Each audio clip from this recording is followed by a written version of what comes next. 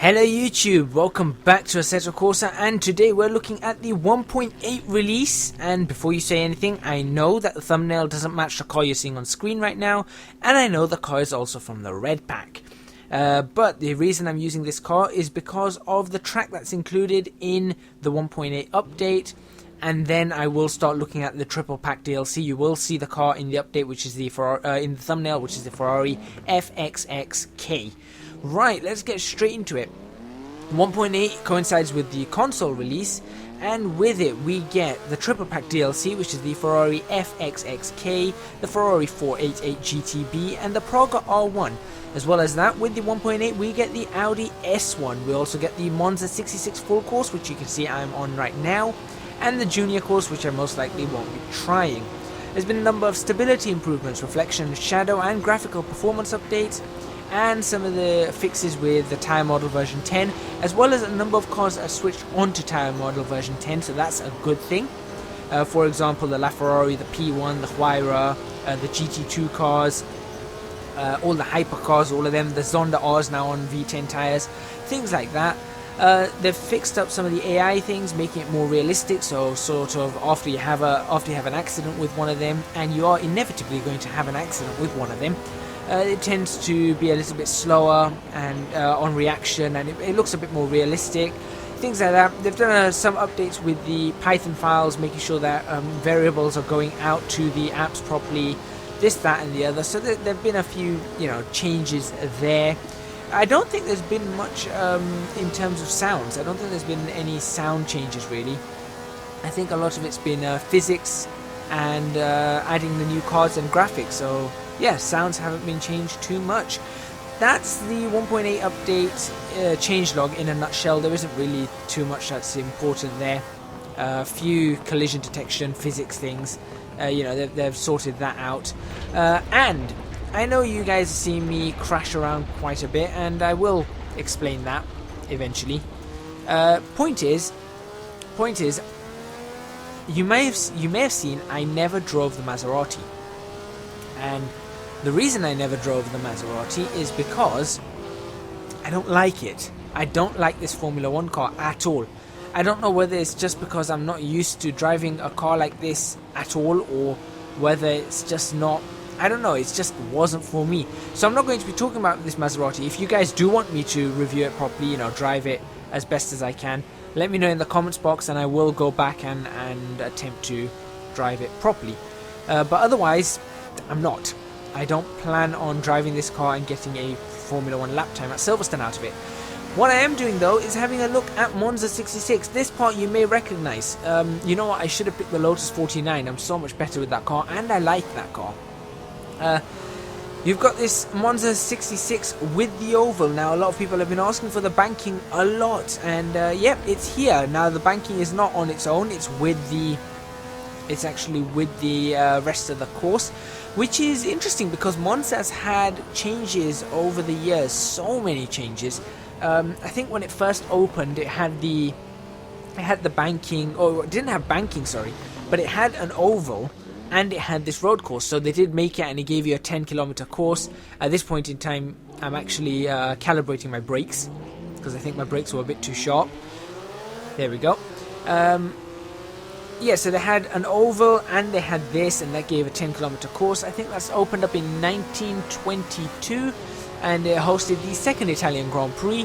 After that, I think it went on for about 6 years, so we got to 1928, and then there was an accident, and a lot of people were killed. The driver was killed, and I think a number of spectators were unfortunately killed in an accident, so they shut this loop off, and they confined it to the course that we know. So it was the road course, and they completely shut this Formula 1 loop off to I think it was just to cars, full stop. Then after that, they had it going for a little while, and they used the loop and they didn't use the loop, and then the loop just sort of fell into disarray, and as you can see, we go up on banking. In the 1950s, they decided to create this high-speed banking, which is why you see that you've got the old tarmac, and then you've got this banked tarmac, and then it flattens down back onto old you know, the tarmac looks very different. So they created this, and then they got Formula 1 racing back onto it with Jim Clark, Phil Hill, those kind of people. And you had this where you've got the parallel, so you've got the two sides of the track.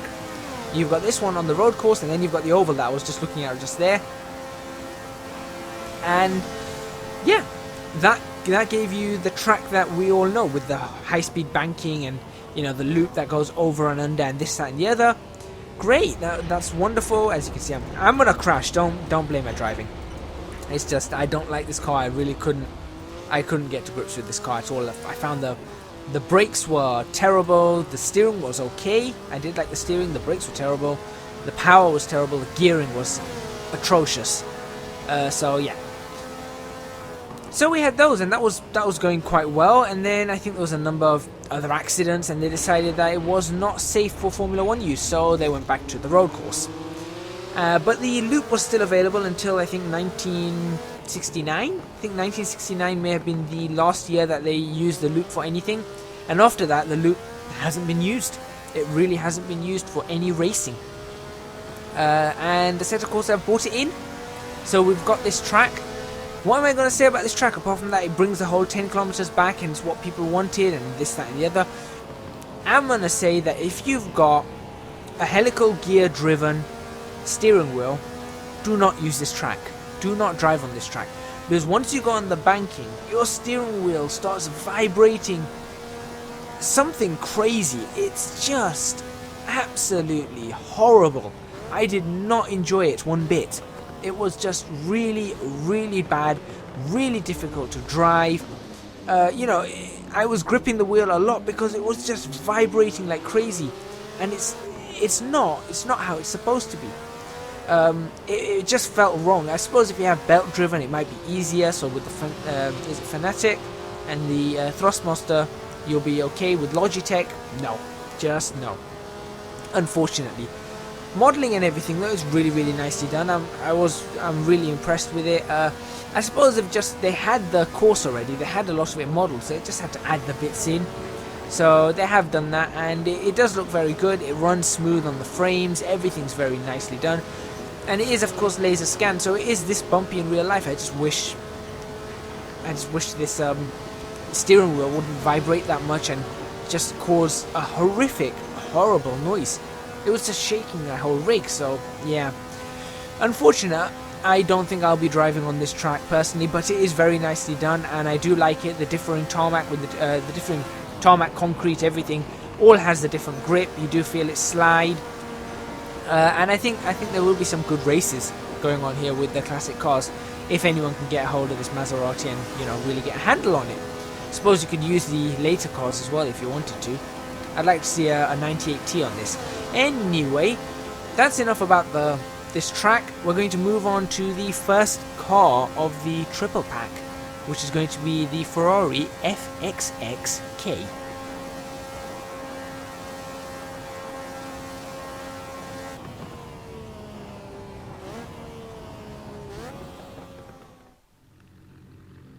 Here we go, FXX K. This is a interesting car, and I'm sure many of you, just by taking one quick look at it, it's a Ferrari. It's a LaFerrari. It's a LaFerrari, but with everything just sort of dialed up to 100. Really, it's, as Ferrari describe it, unfettered by homologation and racing regulations. So it is a track car that you could never actually use in a race, unfortunately. The K in the FXX, the FXX, I'm sure many people know, comes from their special edition cars. There was an FXX before this. It was based off the Enzo. As you can see, I've already missed the braking point at the start, so I'll just go through the chicanes and then put my foot down. There we go. Okay. The K stands for Kers. This is the first hybrid style car of theirs, first hybrid prototype, I suppose. And you had the F99XX as well. So all three of these, they're just crazy cars that you can't really use in any series. The F99XX, of course, was the F99 GTB car. The FXX was the Enzo, and the FXX K is the LaFerrari, basically. Great car. Can't remember how much it weighs. It's not a very heavy car, I don't think. In fact, I really don't know how much it weighs. I don't think they tell you. Yeah, I genuinely don't think they tell you how much it weighs, but it does produce 1050 bhp. Yep, you heard right, 1050 bhp.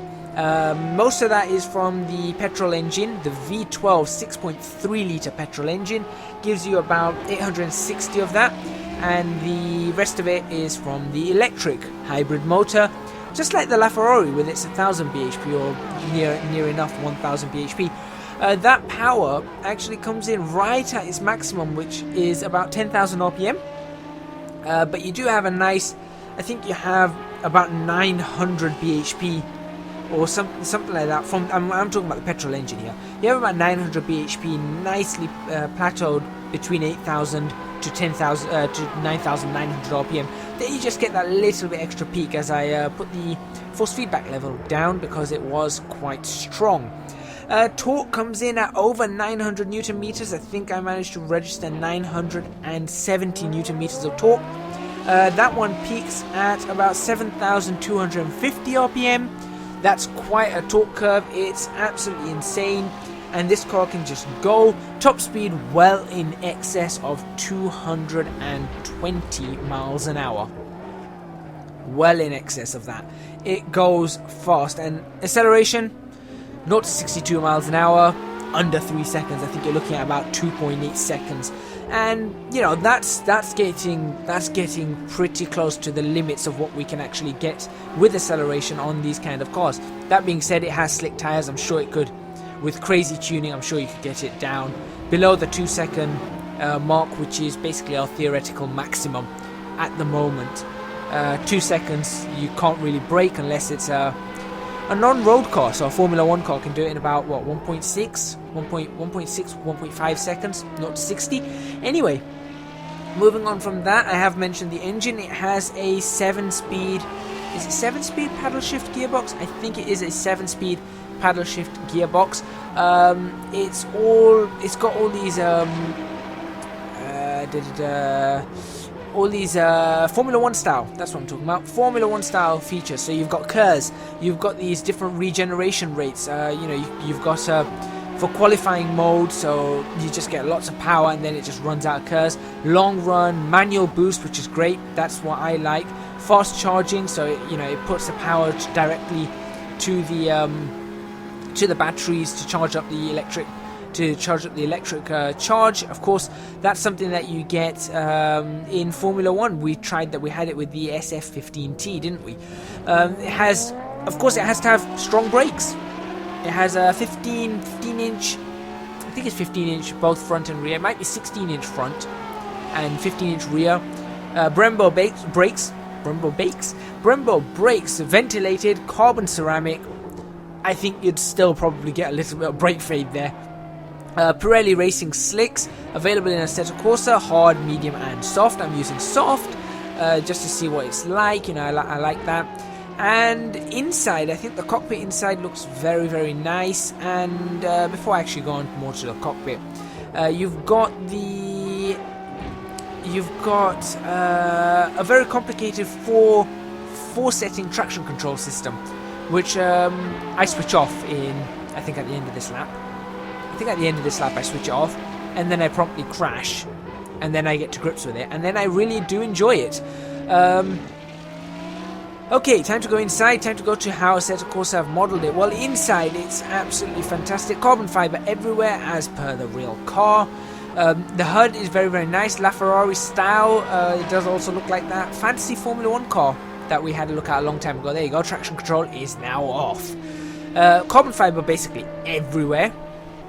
And it's of course to save weight.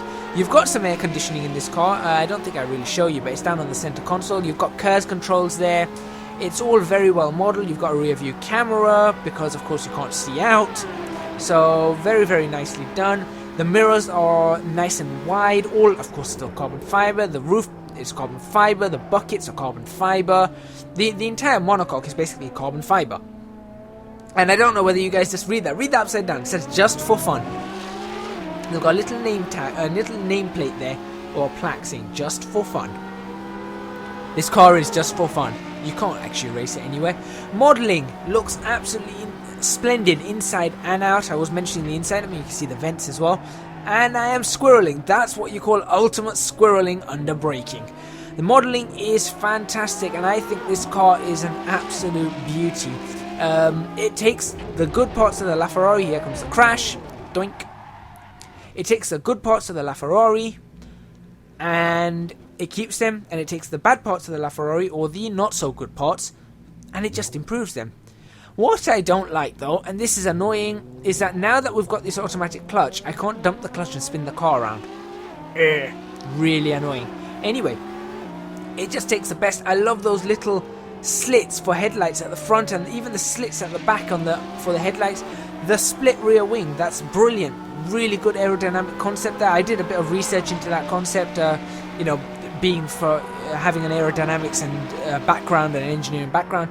I did some research onto that and looked at, you know, the way it stalls, the way it works, the way it can, the wingtip vortices, the way it causes that, the way it actually splits the air behind the car and improves the downforce of it. It's really good. There's lots and lots of bodywork, downforce inducing bodywork on this car, extra vents, all that kind of thing. Really does help push things down into the car, push this car into the ground. Really helps with those sticky tires, absolutely wide tires. It's really, really nice to drive. Texturing, similarly great. It comes in a variety of textures. I think there's a few racing numbers that you've got. You've got number 10, number 14, number 50 something, number 60 something, stuff like that. Some red, you've got red and yellow, you've got a couple of this red and white, you've got a blue, you've got a black, I believe, and you know, you can add more. There's always going to be more added. I'm using number 10 because it is one of my favorite numbers, and it was my favorite number of the ones that were available. Normally I drive with number 7, number 10, number 23. That's generally my numbers. And now you're going to see now I've got to grips with it. You can see I'm almost a second up. I'm 3/4 of a second up now. But I am getting pretty good, and I just have to do a little bit opposite lock. This is just characteristic of Monza though, because it's a low grip surface. You do have to do a lot of opposite lock. That's just absolutely normal. Sounds. I think the sounds on this car are absolutely brilliant. It sounds incredible. That V12 engine, it sounds like an old Formula 1 car. Right, it just sounds like an old Formula 1 car as it's coming towards you. And the speed, I mean, you can see I'm doing 182 miles an hour. That is pretty much Formula 1 speed here. You know, maybe a little bit down, but if we go back to the V12 era of Formula 1, that is Formula 1 speed I'm doing. There we go, 160, 170. And you can see it slowing down a bit now. 180, 182, 182. I'm on the brakes again. I love the glowing disc brakes. It's really nice. I think this car is an absolute charm. It sounds great. It looks great. It feels great. It really feels great to drive. The tires are sticky. It really grips. Even with traction control off, you don't have much of a problem getting the power down. You just have to manage it just slightly off the, just slightly off the throttle as it starts to slide, and it'll hold. It will hold. The gearbox is really good. Absolute slick changes. This is probably the best paddle shift gearbox sequential gearbox I've ever tried in Assetto Corsa. It's just instant. It's like a Formula 1 car, but it's in a road car, and it just looks great.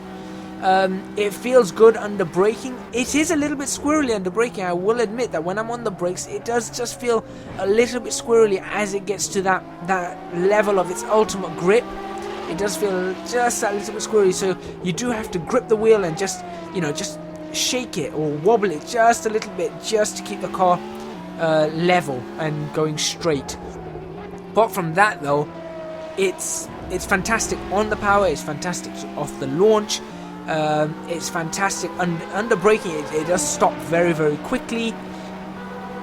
It's a brilliant car. I've got to give this car a 10 out of 10. I've realized something about these cars, and that's when you're actually taking videos of them at tracks, you get a lot of distortion. You get a lot of distortion. That's what people often confused as the car. I think this is what the car actually sounds like in real life. It's great inside, great out. It's great inside. It's absolutely phenomenally good outside. And yeah, I think it's worth a try. I think it's definitely worth a try. This is going to be my fastest lap and my final lap. So, thank you very much for watching. Please remember to hit the like button if you like this video. Subscribe to our channel for more videos on Assetto Corsa. Leave a comment in the comments box below. And do check out my Patreon scheme. Next week, Audi S1 and Ferrari 488 GTB. I hope to see you guys then.